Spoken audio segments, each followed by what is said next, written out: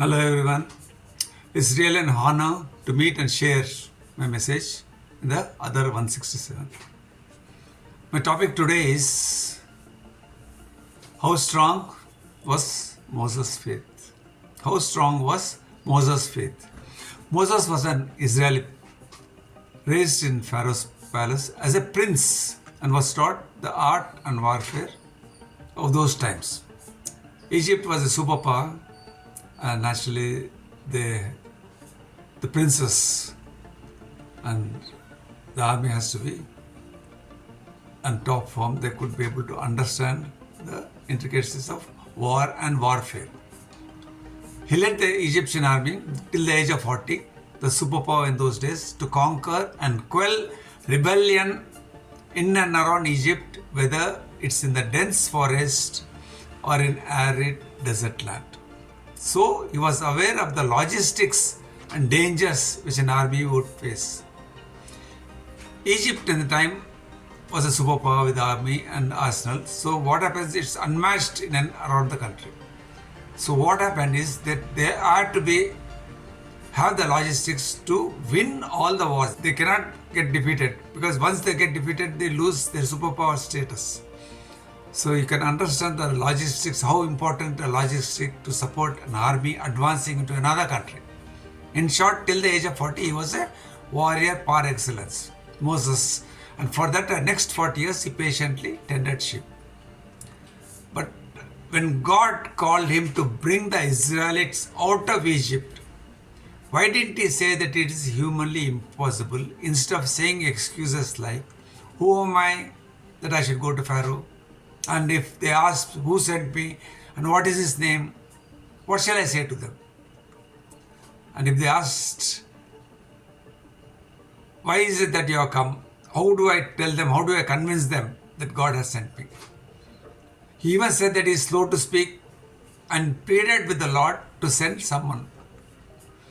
Moses, behind him back, knew the enormous logistics to provide the 600,000 men who with their families would number around 3 million.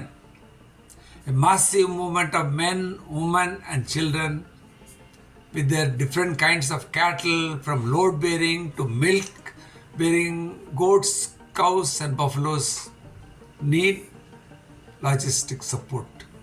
If they were to camp at the end of each day, the 3 million need 750 square miles space and around 1,500 tons of food and fodder and 4,000 tons of firewood and about 11 million gallons of water each day.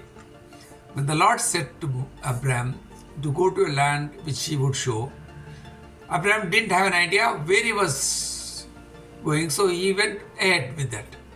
But Moses, being the commander of the Egyptian army, knew the danger of traveling without any logistic support for food and water. He knew the arid desert and was sure that the Israelites cannot travel. It is humanly impossible to travel without logistic support.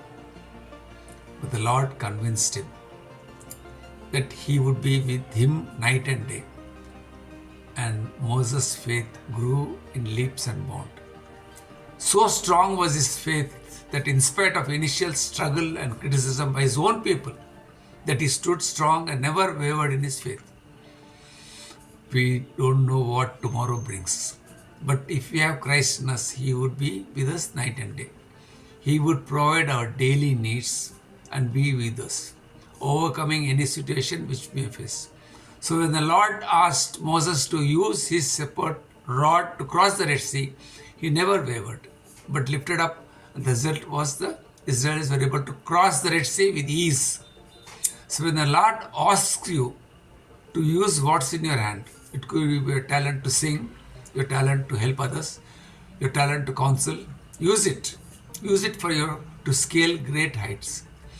Lead by example by praying, reading the Bible, inculcating the spirit of helping those who are in need, not only monetarily but spiritually. Have Christ in you, and you can do things you consider humanly impossible. When you have Christ in you, you can do things which you consider humanly impossible. We can face any situation when we have Christ in us, even though we know beforehand the insurmountable, humanly impossible problems.